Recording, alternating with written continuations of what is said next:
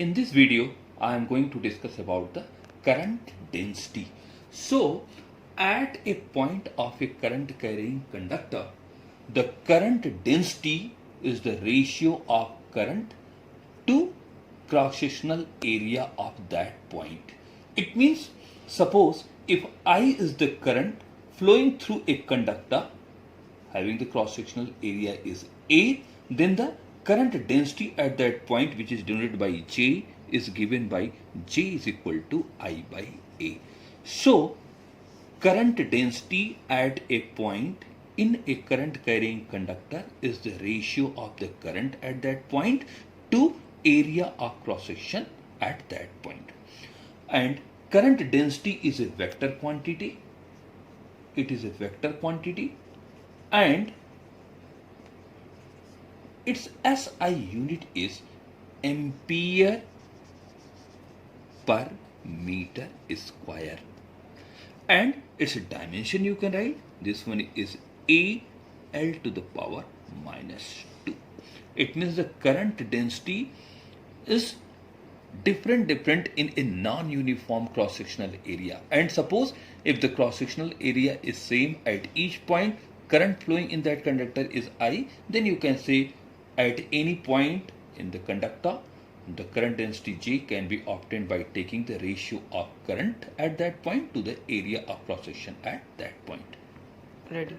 Now, the mechanism of flow of charge in metals, or this one is also called free electron theory of conduction. Among the solid, all the metals are good conductor of electricity, and the electric conduction in them can be explained by an electron theory. In an atom, or substance, the electrons in the orbit close to the nucleus are bound under the strong force of attraction due to the nucleus. But the electron far from the nucleus experience a very small force. Hence, the outer electrons can be removed easily from the atom by rubbing or heating. So, in fact, a few outer electrons leave their atoms and move freely within the substance, and leaving the atoms as positive ions. Here, suppose these are the atoms and the electron which was revolving in the different orbit are those electrons which were closer to the nucleus. That electrons were tightly bound with the nucleus, but the electron which lies in the outermost orbit will experience very less force of attraction due to the nucleus. So easily by rubbing or heating, that electrons leaves their orbit.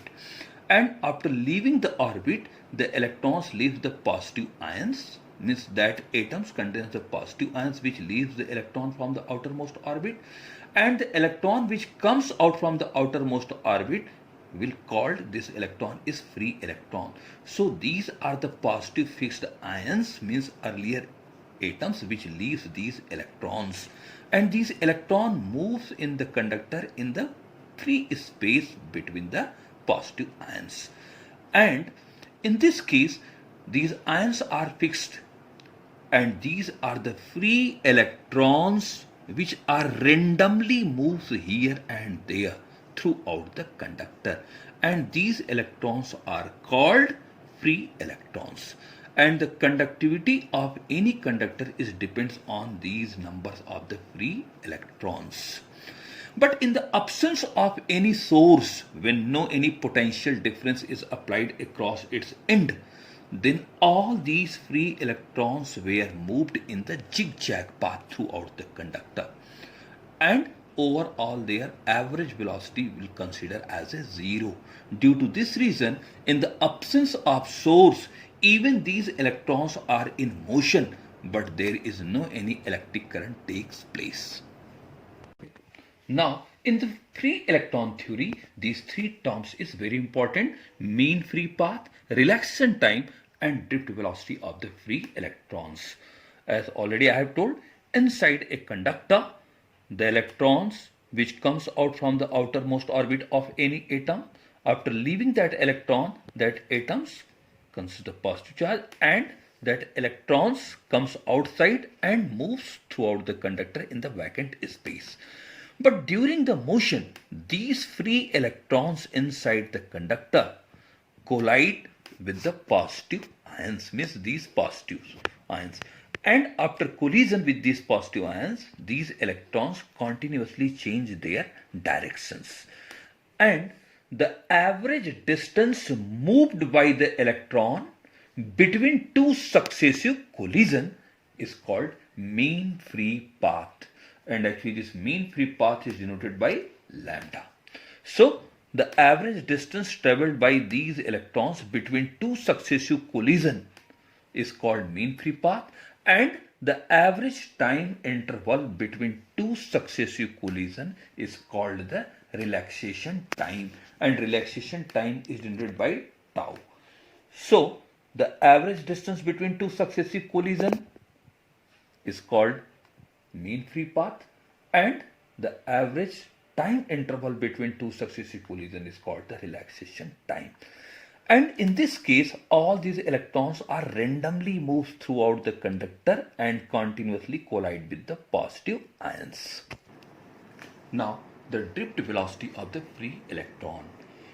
We consider the drift velocity of the free electron inside the conductor when a potential difference is applied across the end of the conductor. Suppose this one is a conductor of length L, and area of cross section of this conductor is A, and the end of this conductor is connected through a source, either cell or battery. Then when we apply a potential difference across the end of the conductor, now all these free electrons inside the conductor, which was earlier moving in the absence of the source in the zigzag path, but when we apply the source, then now all these free electrons are start to move in a regular direction. As you know, this one is positive, so here this one is positive, this one is negative. So a electric field is developed inside the conductor from positive to negative. So this one is an electric field inside the conductor, and now electron start to move opposite direction of the electric field. Why? Because the electron having the negative charge. So these electrons are start to move opposite to the direction of the electric field from one end to other end. But during the motion, these free electrons continuously collide with the positive fixed ion which is present in that conductor. Here I have not shown the positive fixed ion, but it understood here that positive fixed ion is always present inside the conductor. So when the electron moves from one end to other end, then during the motion these free electrons collide with the positive fixed ions and loses their velocity. It means again it gains the energy from the source, again it start to move, again it collide with the positive fixed ions. It means when the electron reach from one end to other end, then it does not gain the accelerated motion. Overall, when it moves from one end to other end, then it achieve a small, you can see a small average velocity, and that small average velocity is called drift velocity.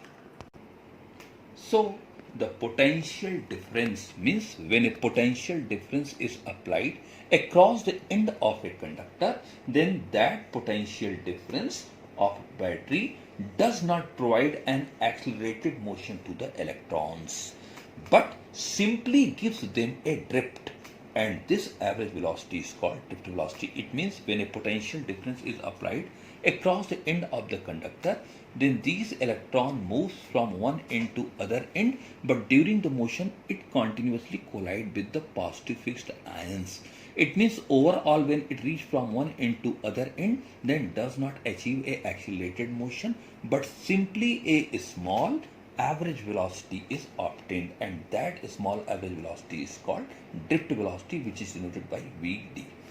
Now, when we apply the potential difference across the end of a conductor, suppose potential difference is V, length of conductor is L, so the electric field which is developed inside the conductor, that electric field E is equal to V by L. And due to this electric field these electrons we experience a force. I hope maybe all of you know in the first chapter I was given you F is equal to QE. It means when a charge Q be placed in a uniform electric field E, then it will experience a force F, which is given by F is equal to QE. And if the charge is positive, then the force be in the direction of the electric field. And if the charge is negative, then that force is opposite to the direction of the electric field. Here direction of electric field is from positive to negative, and electron is carry the negative charge. So that electron will experience the force from left to right, opposite to the direction of the electric field.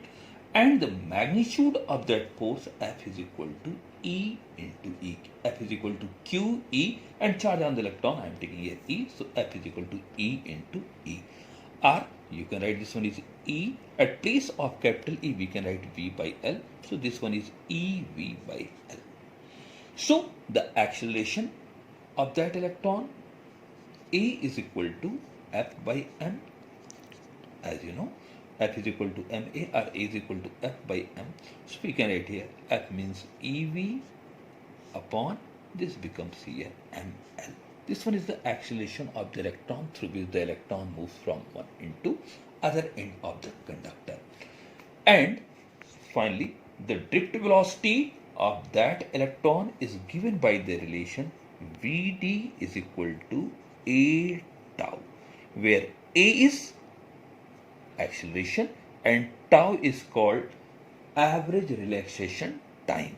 So Vd means drift velocity of that free electron is given by A into tau, or also we can write this is equal to, at place of A we can write EV upon ML into tau. This derivation is very easy and it already given in your book here. You can also see, but you learn the expression means final expression for the drift velocity Vd is equal to A into tau, or which is also EV tau upon M into L.